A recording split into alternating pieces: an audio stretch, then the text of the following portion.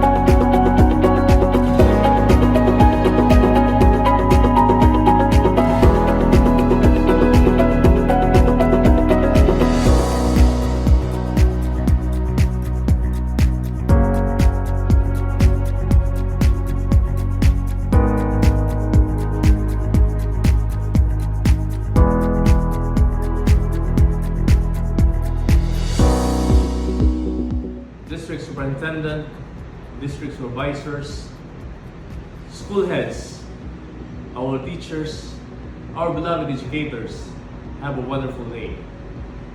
I want to start off with a huge thank you. Thank you for the countless hours planning how to get our students connected to the internet, translating phone calls, answering families' questions, driving around to homes to deliver instructions, modules, lessons, and important documents, and reminding our families, our students, how important education is. As the chairman of the Committee on Education in this municipality of Candijay, I want to acknowledge that your team are stepping up like this during difficult times, still working full-time, though worried about your own health, scared that you and your families might develop a dangerous cause of the virus. As your chairman of the Committee on Education, I want to remind everyone, especially our family in the Department of Education in Candijay, that you have my full support from the very start. Your plans and your endeavors, together with the family of the local government unit of Candijay, we are here to support you, together with our mayor, our vice mayor, and the rest of the Sagudiang Bayan. As we open another school year, I enjoin everyone who believes in the cause of education to work together and join in responding to the increasing development requirement of our education and in creating a better world for the learners, to our beloved pupils and students whom we are all sworn to serve. Daghang salamat, padayon Candijay. Welcome to District of Candijay. In behalf of the Parents Teachers Association, kami nagkapadayon og suporta alang sa atong mga kabatanunan uban sa atong local chief executive, Honorable Mayor Christopher Tutor, with our dynamic and hardworking Congresswoman of 3rd District, Congresswoman Alexei Pisas Tutor, uban sa atong PSDS of District of Candijay, headed by Dr. Maura Busano, and the rest of the 28 school heads and principals. Maayong adlaw karong tanan. Sa mga kausapa anay kita sa higayon nga pagbukas sa bag-ong tuig, pero naatag atubang nga dako nga mga bugat nga sitwasyon nga diin ang kinahanglan kita ug taksa-taksa ka suporta sa mga parents. Among panikamutan na mahatag nato sa mga kabatuon-unan nato karong panahon na ang ilang kinahanglan, the quality of education to be given to all. As our mandate, kami mga ginikanan, kitang tanan, matakusa ka nato, maghatag o tagsasa ka suporta, contribution para sa ilang kaugmaon. In these trying times, our institution was badly hit by this pandemic. But then again, dili pa ka hatag o babag. It will not stop us there. It will move forward with our collective efforts and support. Mo kaming mga ginikanan, mga stakeholders diha sa atong District of Candijay, ako kamong giimbitahan, ako kamong gitagaan, pamaagi, pinaagi sa atong DepEd, atong i-adapt ang new normal learning system labi na diha sa District of Candijay nga ang tanan from the local executive down to the lowest member of the community naghatag og tagsa-tagsa kagulingon nga suporta pagtinabangay para sa kaugmaon sa itong mga anak. Uspon ko in behalf of all the teachers, parents, Association of Bohol, welcome to Candijay District para sa bayan, para sa bata. Ug kini ang ato ang tupong og tingwa na mahatag nato unsay atong pag-andam alang sa bagong opening of classes for this school year. Once again, the President of the Parents Teachers Association of Candijay District, Candijay Bohol, mainiton na naghahatag og suporta sa atong DepEd as an institution. as we stakeholders continue our mandate to give quality education of our young learners. Once again, keep safe and God bless everyone. Okay. This simulation journey begins at Zone 1, which is composed of 6 elementary schools, namely Candijay Central, Tugas, Mahangin, Buyuan, and San Isidro Elementary School, and 2 high schools, specifically Candijay Municipal High School and Candijay National High School. While it is true that each school differs in terms of learners' needs, geographical setup, and available resources, all share the same goal.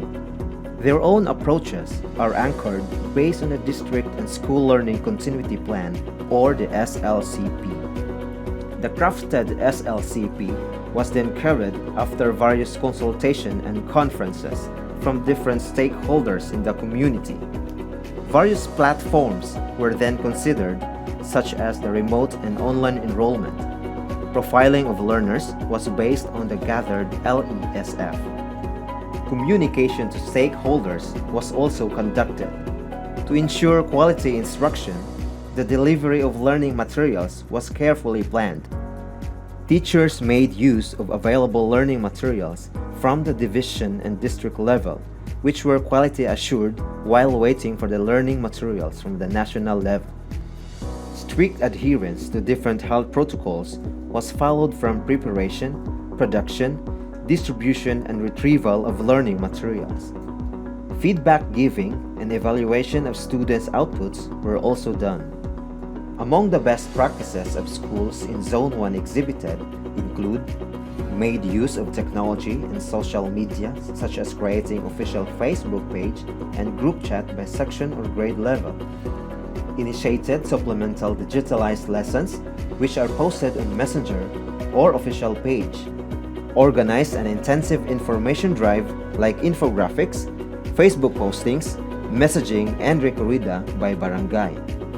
Let's take a glimpse the next zone of Candijay District comprising Tawid, Canulin, Kugtong, Panas, and Pangpang Elementary School and Kugtong National High School.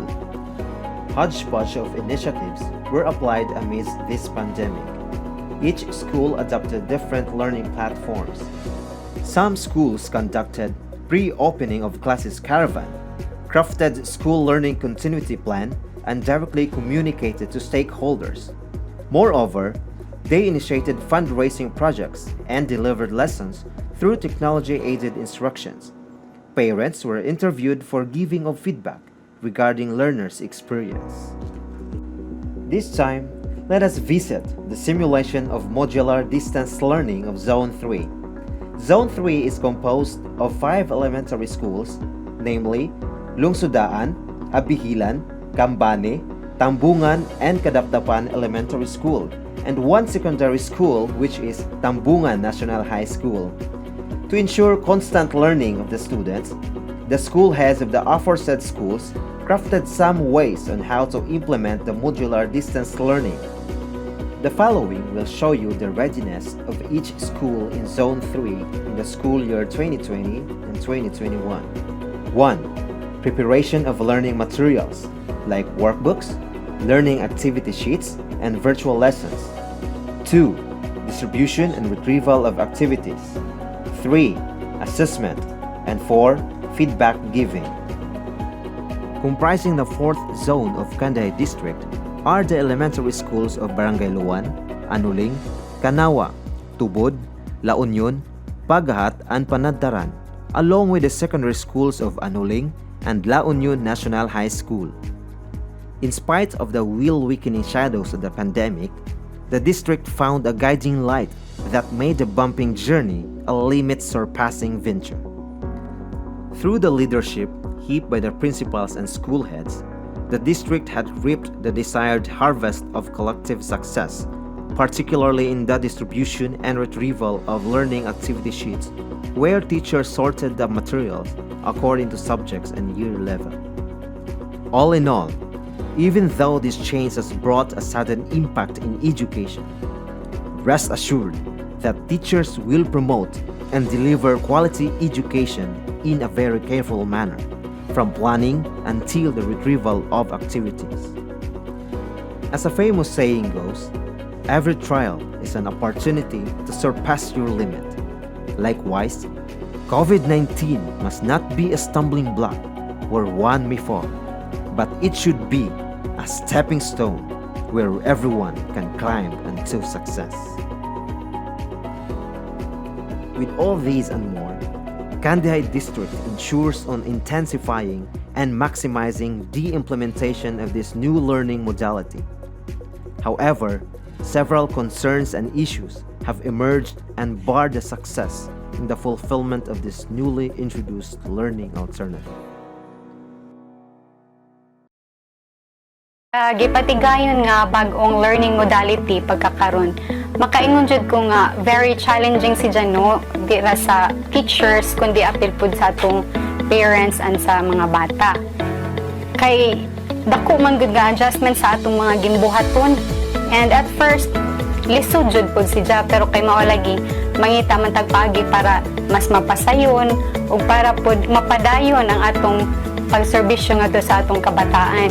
And sayod pud ta nga sa atong sitwasyon karon mao pud ni ang best and safest option na applicable sa atong sitwasyon.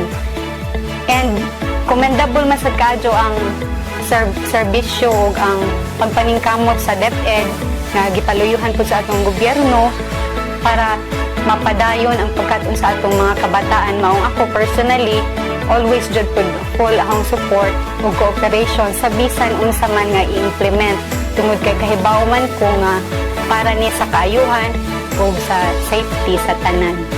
Mapasalamaton gihapon ko sa taga DepEd nga nangita jud sila paagi unsaon nga ang mga bata di maundang sa ilang pagtuon.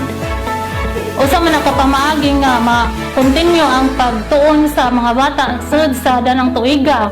Nakahatag pod og kaayuhan sa mga ginikanan kay unang-una sa allowance nakaganar-ganar jud pod ang ginikanan, di na sila hassle nga mohatod pa buntag sadyo magdigamo. Ginahan di na maghunahuna og unsay ipangbaon kada adlaw. Safety pud ang mga bata kay panahon karon nga nay virus, pandemic. Ang mga bata makaingon man ta nga safety kay makita man nato sa atong panimay. Intact tanan tibok nimong pamilya. Mao na nga sa gibuhat sa taga DepEd, saludo pud ko kay dako sila gihatag nga kaayuhan sa mga bata. Dili lamang sa mga bata kundi apil pud ang mga ginikanan. Medyo nabaguhan jud ko sa bag-ong pamaagi sa pagkat-on kay naanad kong moadto sa eskwelahan kauban ang ahong mga classmate pero nagsugod na kog anad-anad kay kabaw ko nga ingani nga paagi ko makat-on labi na sa sitwasyon karon nga adunay pandemic pero nalipay pod ko kay mas dako nag-oras nga mag-uban ning mama, papa. Committed in its preparation, the La Union National High School have conducted a series of simulation on the distribution and retrieval of learning activity sheets. Self-learning materials were provided to the learners every week to ensure that you would still have an access to basic education even if the traditional face-to-face classes is prohibited. The school chose the printed modular distance learning to ensure that every learner's needs are addressed and considered. Despite this pandemic, we were positive and excited in the preparation of these learning materials to be used in the simulation. However, problems and difficulties arose since learning modality is not usual to us. During the simulation process, we have found out several outcomes that are beneficial to the new normal of teaching and learning. However, we cannot avoid the fact that the simulation has been a laborious work on the part of the teacher. The reproduction of learning activity sheets was difficult because we have limited resources. The distribution of learning activity sheets was a struggle, especially to teachers assigned to far-flung and remote areas. The retrieval and segregation of learning activity sheets by subject was also burdensome on the edge of the teacher advisor. Furthermore, several challenges were met during simulation, like receiving unanswered activity sheets, receiving no names written on the learning activity sheets, and receiving late learning activity sheets. Thus, we established interventions to resolve this concern. These were the following interventions we made. Monitoring checklists were created to identify the students who have not claimed and or submitted their activity sheets with parent signature. Advisors were the ones who wrote the student's name before returning it to the subject teachers. Drop points were established for a smooth distribution and retrieval of learning activity sheets. The teacher sees to it that the student and parents were notified if the activities are available and ready to be picked up. Group chats or FB groups were created to easily post the concern of each teacher. Contact numbers of parents, guardian, and student were solicited to easily communicate the student and parents if problem occurs. In this new normal education, based on our experiences during the modular distance learning simulation, we have encountered the following problems. Number 1. Most of our parents have no gadgets like smartphones and laptops, which can be used in downloading the lessons. Number 2. Poor signal and no internet connectivity. Number 3. Some parents are not capable in teaching their children because of the limited knowledge on the lessons. Number 4. In the distribution of the printed materials or modules, it is very hard for us to deliver because some pupils live in the far-flung places. Number 5. Some children just return their last or learning activity sheets without any answer because of the lessons were new to them, and nobody in the family helped them in answering the lessons. The most challenging task in the implementation of modular distance learning modality in Lungsudaan Elementary School is the orientation phase. We need to inform the parents, the learners, and the community as well on the mechanics of the new learning delivery modality without facing each other. Lack session with the teaching staff was conducted dealing with this challenge. We agreed to tap Barangay LGU for the Bandilyo system, made announcements every after the celebration of the Holy Mass, prepared, printed and distributed brochures, posted on social media, sent text messages, and even made phone calls to parents in order to deliver the vital information on how this learning modality be implemented. With this, the following interventions were established to address the challenges met. Number 1, proper information dissemination through distribution of flyers and creation of Facebook page for each section were conducted so that distribution and retrieval of learning activity sheets are systematically done. Number 2, monitoring checklists were provided to properly check the distribution and retrieval of learning activity sheets. And number 3, to assist the learners who experience difficulties in answering, the following media were utilized. 1. Using flash drives with virtual classes of teachers to be inserted in TV or speakers. Number 2, parents can call or text through cell phones to ask for assistance. And number 3, parents may request the teacher for actual home visitation to the learners, provided that it is not risky on the part of the teacher. These are just some of the interventions conducted to cater the needs of the learners. TNHS hopes that this school year will be a success for the parents, the learners, and educators in general. Thank you and stay safe. It has not only caused the loss of so many lives, but as well as it greatly affects the lives of many learners, families, and communities around the globe. And this has been the challenge for all of us, especially in the Department of Education. The question is, How are we going to continue education amidst these challenging times? Tools, resources, and tips are plentiful, but how do we find ones that really work? As the school principal of Candijay Central Elementary School, I, together with the teachers, administered surveys on how to assess the specific needs of our learners. Thus, school learning continuity plan was being crafted to address all the issues, concerns, and problems that we are in now. Among the alternative learning modalities offered by DepEd and through the assessment of the teachers, we prefer to use blended learning modality, excluding face-to-face, which has not been allowed for this situation. Blended learning in the sense that we maximize the opportunity to emphasize teachers, aside from making learning activity sheets and modules as an alter to traditional way of teaching, reach online learning platforms. They created group chats to pupils, giving them instructions and educational videos as supplement to further learning. These have all been into realization with the cooperation of our barangay officials, teachers, and parents. Problems were being encountered at first, yet along the way, it was found out effective in the implementation.